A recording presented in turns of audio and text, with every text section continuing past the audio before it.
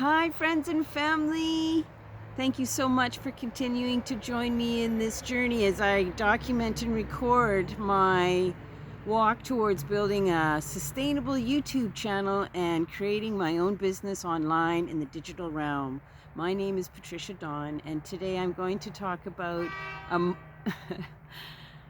a moment of a Muggle struggle, mental health, and where we're going in the world now that the election has happened in the States and it's only been a few days away.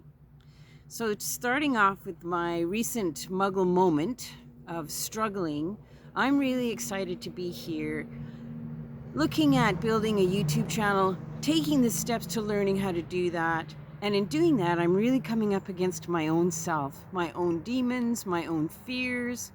And I noticed the other day that sure, it's fine to press record and keep going, but now I'm starting to accumulate a bit of content and it's not structured. It doesn't land. It could be better, and I want it to be better.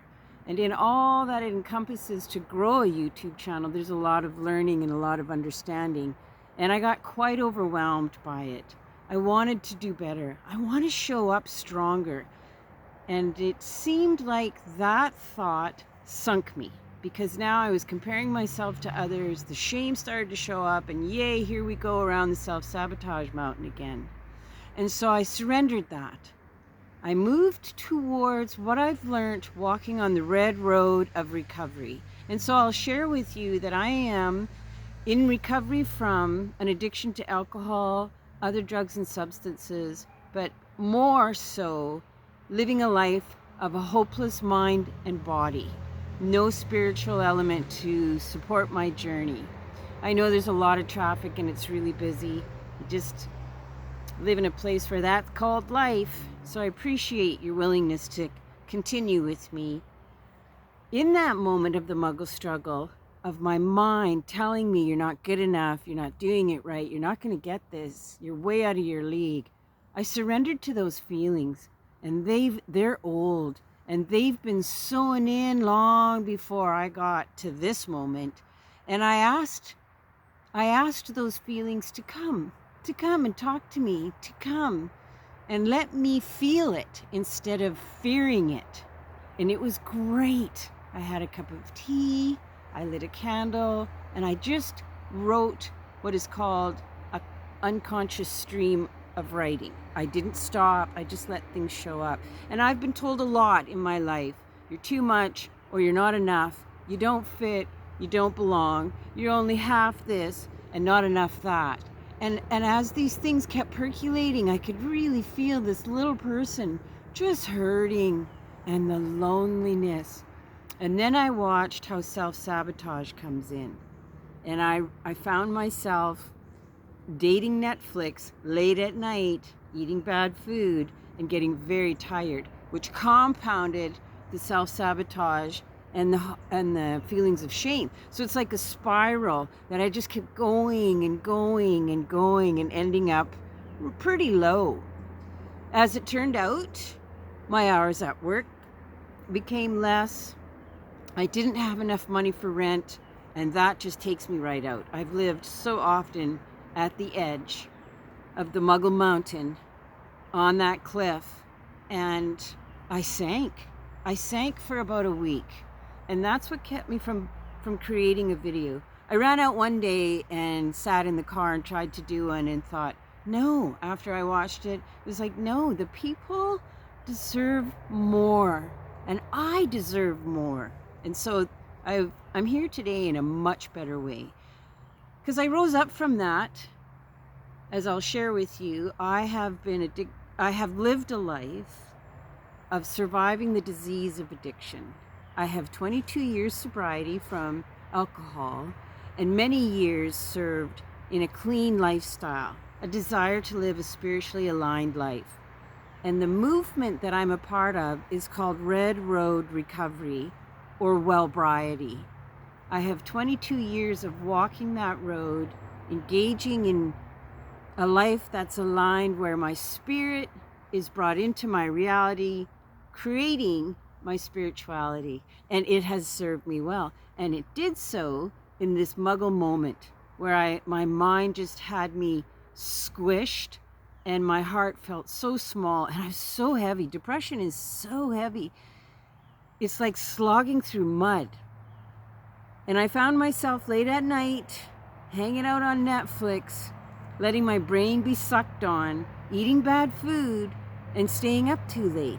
And it's just this spiral, this shame spiral. It just keeps going and going. Because of the Red Road, the tools I've learned over the years, I was able to surrender. I surrendered and I just got really compassionate with myself. And one day I sat down with a cup of tea and a pen and paper, and I lit a candle. And I said quietly to the inner world, the inner being, the little one, please tell me what this is. And I began a stream of consciousness writing where you don't interrupt, you just keep going and going, and things fettered to the surface.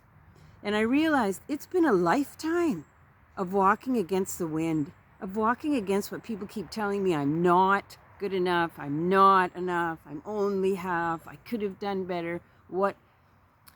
Sorry, you're a single parent. Oh, you're a recovering addict. I'm also a writer, a published writer. I'm also a part of an incredible advocacy group of people that call for justice. I've done things in my life. I've given birth to 2 beautiful children. And yet that mindset, that spiral kept me held hostage. And hence I didn't get a video done, which also compounded this shame, the self-sabotage. And so in that practice of writing, in surrendering, in becoming very self-compassionate and kindly curious, I began to realize these are old ways. These have been woven into me long before I found out who I even was.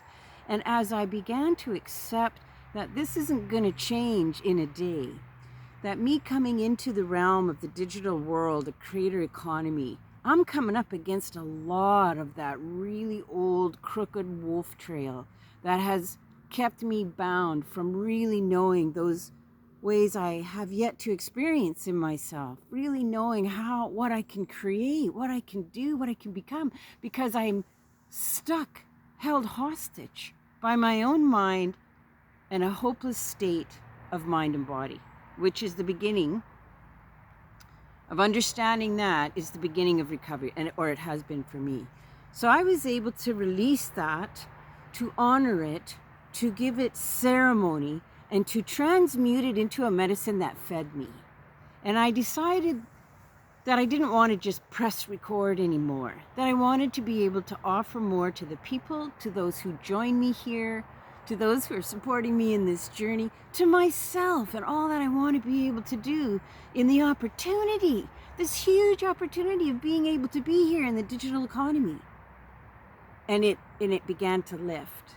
I also wasn't able to pay our rent, and that can take me out pretty fast. But as I did this exercise and I continued to forgive myself, to be compassionate, to return to the earth, to get to bed early, to say goodbye to Netflix. We're not breaking up, but we're definitely not having the relationship we've been having.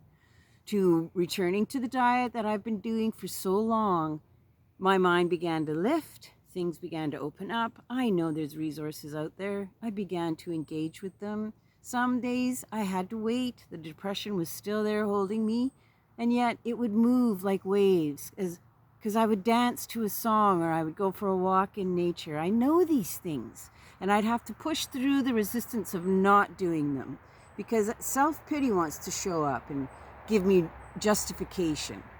So those things are laid down onto the earth in a way that I do with ceremony, going to the fire, honoring all the directions, being a part of the unseen world and the seen world, and the rent got paid, opportunities opened up, I got some extra hours at work, and I knew that I had made medicine, that when I sat in that moment and called forward those feelings and invited the Muggle part of me to share what's really going on, to see where it's born from, to see the crooked roots that need healing, those tender shoots that haven't had light. There's parts of me that aren't even born yet.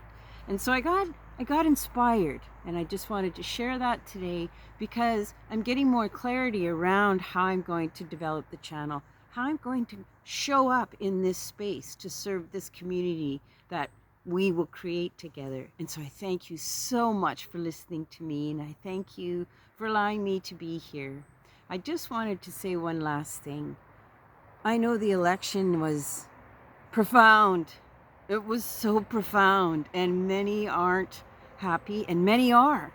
It's a new time. We're going to move into the new world. Things are going to change, and they're going to change fast. And we deserve to be a part of that change. I want to be a part of that change. I'm tired of this old world. I don't want to be held back anymore.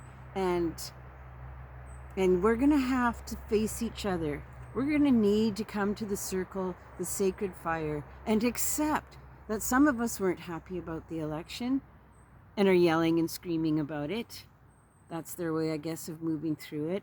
Others of us are happy about the election, and some aren't even sure. Some aren't even involved.